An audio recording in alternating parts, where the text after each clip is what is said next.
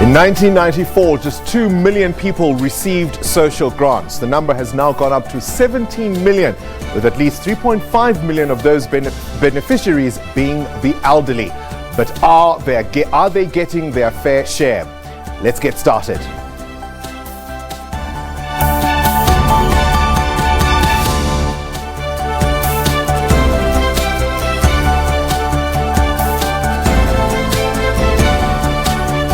Good evening and welcome to the Democracy Gauge. I'm Bongani Bingwa. Now, October is Social Development Month, and we're shining the spotlight this evening on the elderly.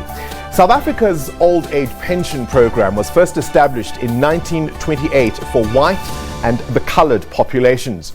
Although modestly extended to the black majority in 1944, it was only in early 1990 that the system was broadened to accommodate all South Africans. It's hailed as one of the most generous in the world in terms of social nets, but the high cost of living and high unemployment rate mean pensioners, especially in rural areas, often find themselves having to choose between buying food for their families and repairing their dilapidated homes. According to Stats SA, about 32.5% of households headed by the elderly have 5 or more members, and at least more than half of the pensioners live with unemployed children or grandchildren. Despite this, the elderly are among the most vulnerable in our society, with media reports telling us of neglect, rape and all kinds of abuse that they face at times at the hands of their own flesh and blood. That leads us then to our poll question tonight.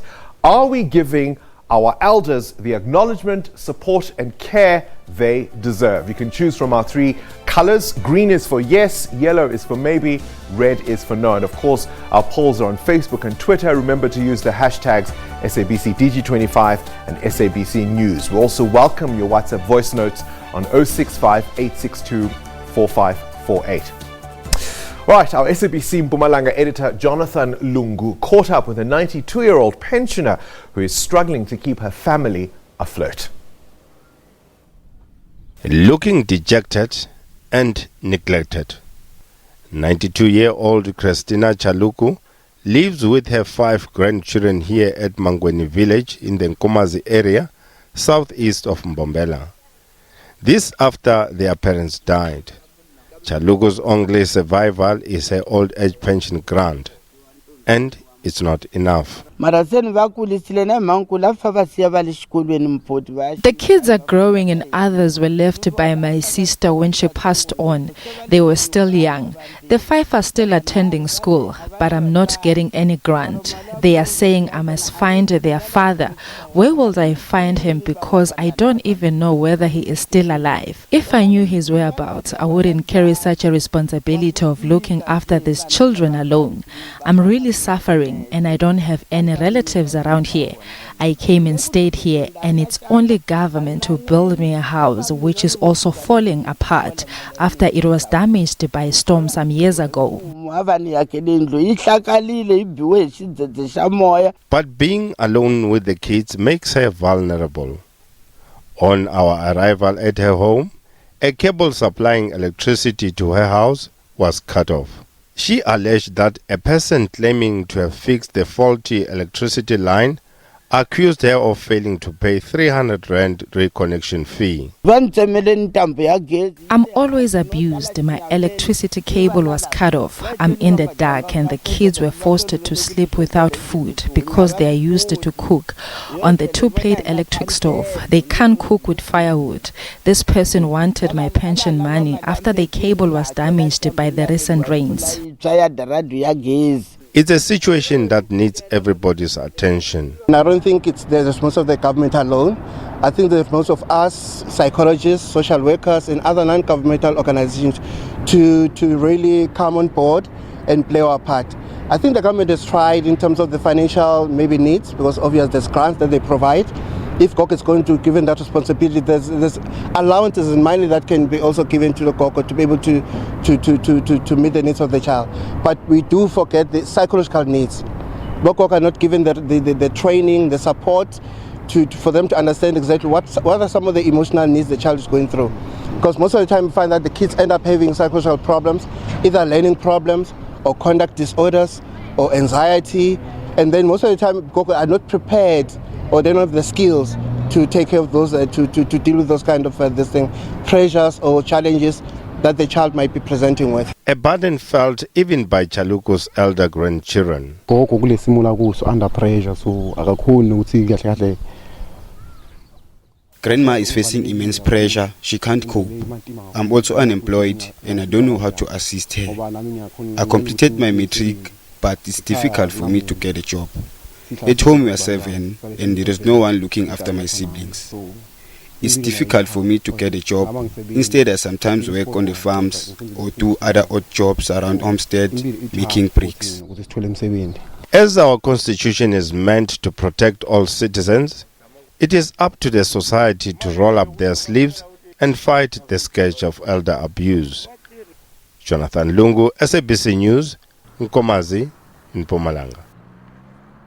Thanks to our Jonathan Lungu for that report. Now, joining the conversation in the studio with me, Thandiwe Zulu, the Gauteng Regional Manager for the human rights group, the Black Sash, and the President of the South African Association of Homes for the Aged, Liana Grobler. Good evening to you both, and thank you so much for joining us. Thandiwe, let me start with you. I mean, we've just seen that insert, a 92-year-old elderly woman, really in the twilight of her years. Life is meant to be easy, and yet, looking at those visuals, it couldn't be more difficult. Look, these are everyday issues that we come across, and it's such a not embarrassment, but not a very joyous kind of an environment where, whilst we should be moving forward and taking care of not just the elderly and taking care of our people in the country, we seem to be be going backwards.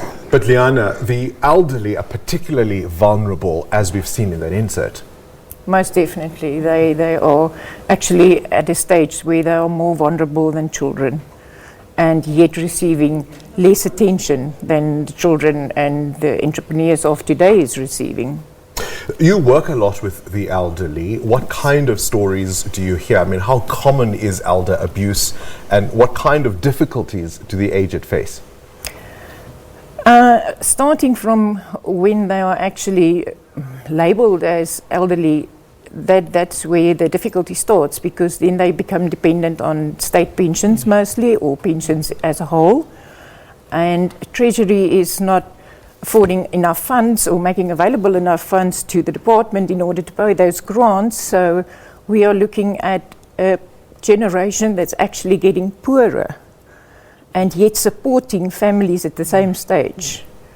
So you talk about the cuts to funding. Specifically, of course, this would also refer to the number of even homes for the aged that might be available. The funding of the homes as well. So we're not only looking at the SASA grants that's being not increased, we're also looking at the funding of the facilities, which is either reduced or not increased as the economy grows. So it's becoming more and more unaffordable to provide those services to the elderly. I started by saying the stat of 3.5 million people on social grants who are obviously aged. We've got this fantastic network, the social safety network that we boast about to the world. Is it doing enough to take care of the aged? Look, this is a constitutional right, and if you look at it from that perspective, the state has the obligation. And whilst the state has the obligation, the people, I mean, all of us have the responsibility. However, for it to be alive, there is legislation that actually governs how the process should go and who should qualify. We see there's quite a number of, I mean, in terms of the breakdown, the budget goes a lot to, I mean, there's a lot that goes to the aged. However, what is also missing in the whole equation is the fact that it's not just the aged in that household that is maintained by that grant. It's everybody else when you take into cognizance the factors that speak to unemployment, the factors that speak to poverty, and at the end of the day, you're also talking to issues that has to do with labor in terms of like the minimum wage and all that. So at the end of the day, all of this comes when you go back home, it has an effect on whoever is the resource. And we know for the fact that quite a number of elderly people are actually breadwinners in those households. Not only that, obviously one of the other difficulties is that in many of our communities, the idea of an old age home is one that people are not comfortable with. There is this idea that you are deserting, your loved one, you're not looking after your loved one, that it's best for them to be with their family, with the grandchildren, and so on. That is very true. Hence, at the end of the day, really, the question you asked earlier on in terms of how are they taken care of, I think it's one of the aspects, because it's not just finances that we're talking here. However, we know that in terms of that family livelihood, they would depend on that older person in that household, which in actual fact should be the other way around. Yes. So, Liana, are old age homes the solution here? Are they the solution for everyone?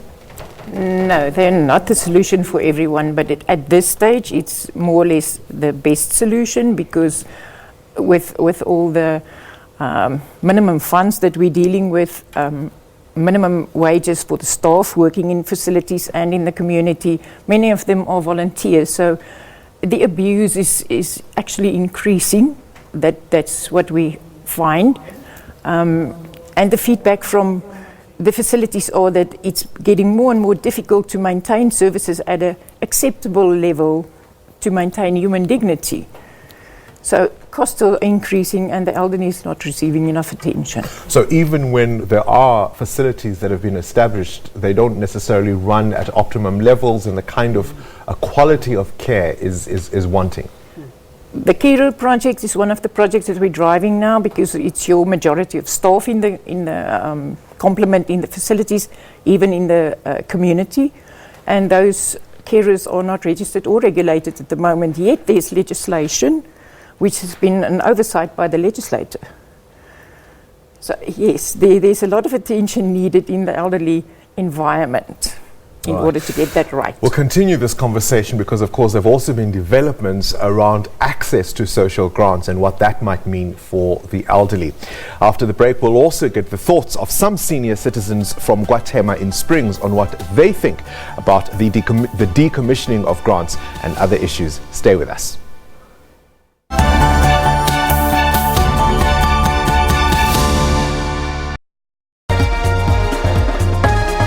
Coletta Johi for SABC News in Addis Ababa, Ethiopia. Leon Sanyange, SABC News, Entebbe, Uganda. Christo Chamringa, SABC News, Beni, Democratic Republic of Congo. Sarah Kemani for SABC News in Accra, Ghana. Phil Ihaza, SABC News, Abuja. Daniel Kijo, SABC, Dar es Salaam.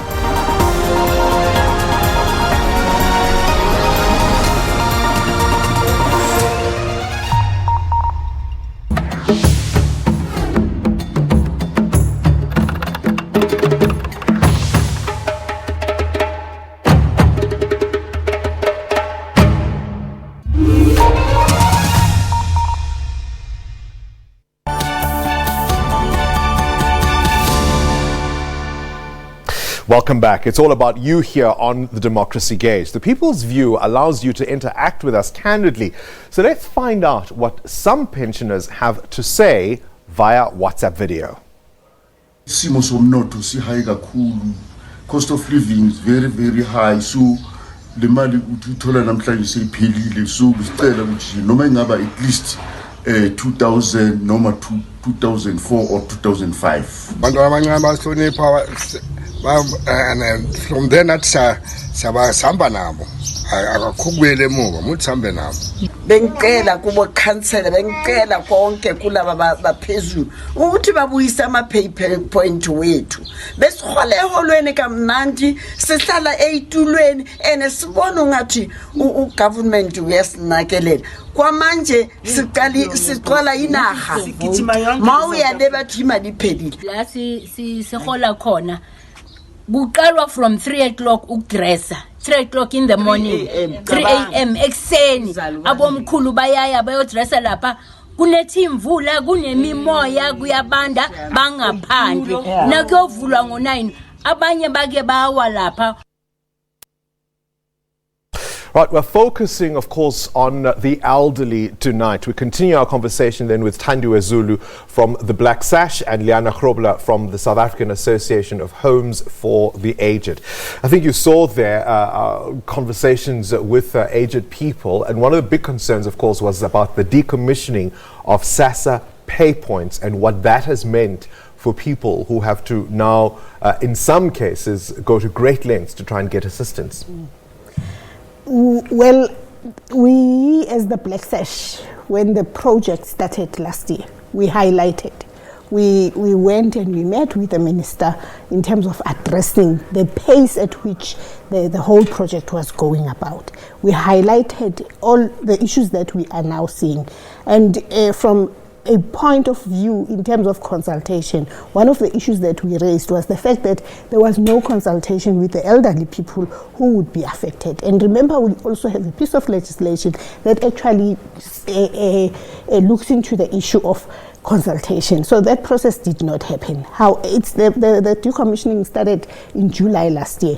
By the time we came to the end of the year, we had like very few, from about 10,000 pay points to currently not more than 1,800 of the pay points in existence. So what has that meant for people who could previously go down to their local community hall to access a pay point when that now is no longer available? That means they have to get onto a taxi, even in an instant where they would just walk into a pay point. Now it means getting into a taxi, incurring cost before you even get to your grant. Earlier on I spoke about the piece of legislation that actually looks at the grant and how it's administered.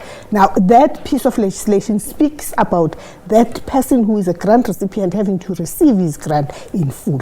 So in this instant, before you even access your grant, it's already taken by transport and it's already taken by the transaction fees that are implemented. If you go to an ATM, we all know, like banks, they charge for the withdrawal. Any transaction that you do, banks do charge. And then in terms of a human dignity, one of the grannies there speak about we don't have chairs, we stand outside for long periods. We've actually run the decommissioning consultation process, where we went into about 16 communities around the country in terms of checking with regards to the impact in terms of the decommissioning. Serious issues are coming out there. It's that of the transport, direct and indirect. When I say direct, it's that of like your transaction fees. And then the indirect one is your transport. Some of the beneficiaries, they have to hire a taxi or a car, like for instance those that are old and fragile, hire a car that will take them safely to that, and already about 300 rands of the 1,800 that they are getting is gone. The other one is safety. Safety in terms of, one of the clients says they go in queue there at 3.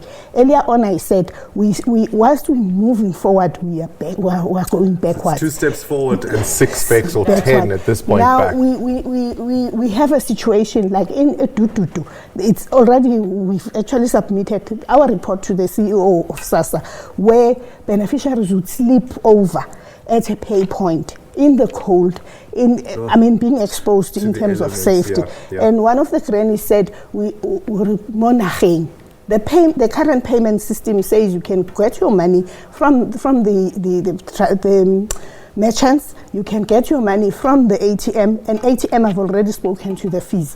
From the merchants, yes, they do not get charged, but those merchants are full. Those grannies, there is no consideration of the fact that this is a granny. Can we have like priority given to them? They all queue in the same queue, standing for hours. Liana, what happens to people who are in the few, or however many there might be, well-functioning homes for the aged? What happens when it comes to that time of the month when they need to access their social grants? They actually, those few benefiting from a more advanced system, doesn't have that problem because they are looked after by their families and friends and so on. Where the less fortunate are not supported or more difficult to support by their community people, because that involves costs as well.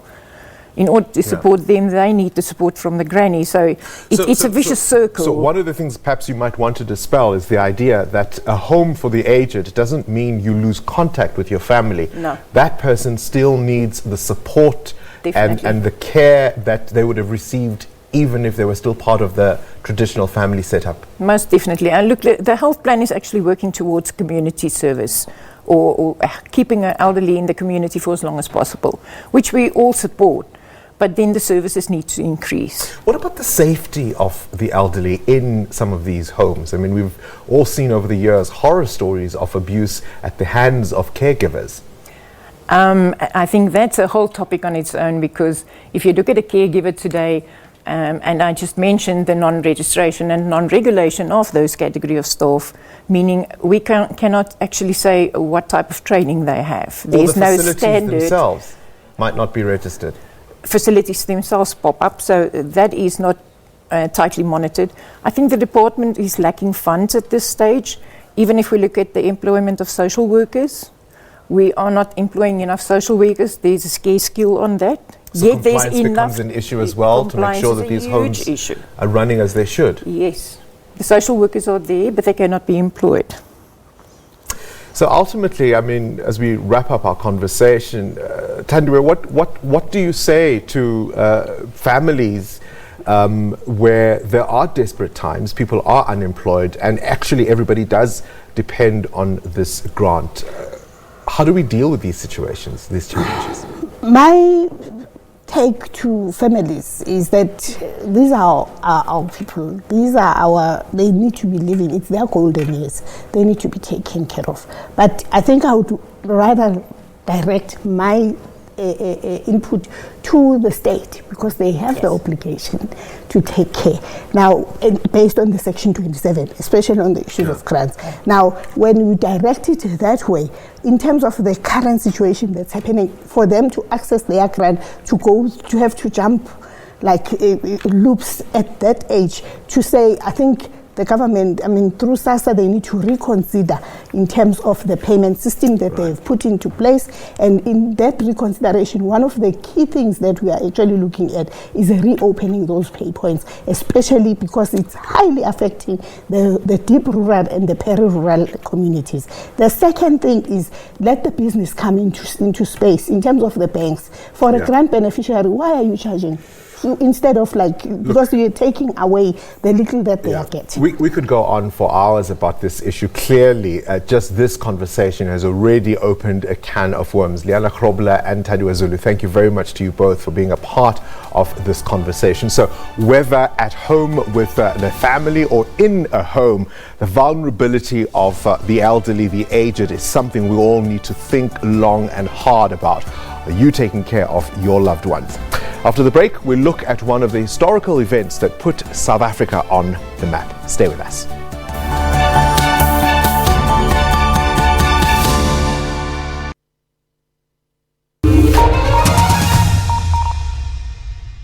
$1.75 million was paid to you on the 14th of March 2018. What's your response to that? How do these comments add to this narrative? It only takes 1 minute to change your mind. This money has to be paid back. The bottom line is, who is held accountable? Water consumed by residents is not suitable for human consumption. What's going on there? Why haven't we seen solutions to these problems?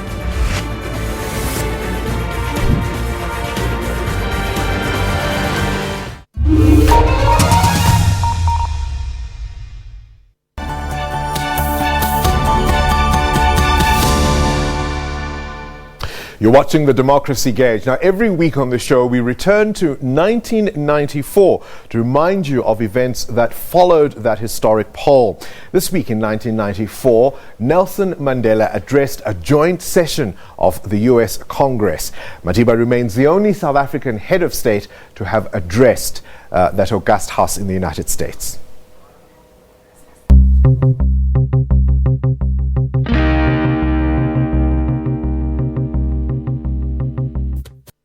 Top stories tonight, standing ovations for President Mandela as he addresses a joint sitting of the US Congress. Good evening to you. President Nelson Mandela has become the first South African head of state to address a joint sitting of the United States Congress. He was mobbed by congressmen on his arrival at Capitol Hill in Washington, and his speech was repeatedly interrupted by standing ovations and thunderous applause. Is the time therefore not upon us when we should cease to treat tyranny, instability and poverty anywhere on our globe as being peripheral to our interests and to our future? Can we not then move from the negative to the positive? The situation of conflict between two competing systems have been brought to an end. Those were the days, were they not? Before we say goodbye, let's take a look at the results from today's poll. There they are, the figures coming up on your screen as you look at them now. Right, that's it. Thank you for watching from me, Bongani Bingwa, and the Democracy Gauge team. Until the next time, Ubusuku Benzon. Good night.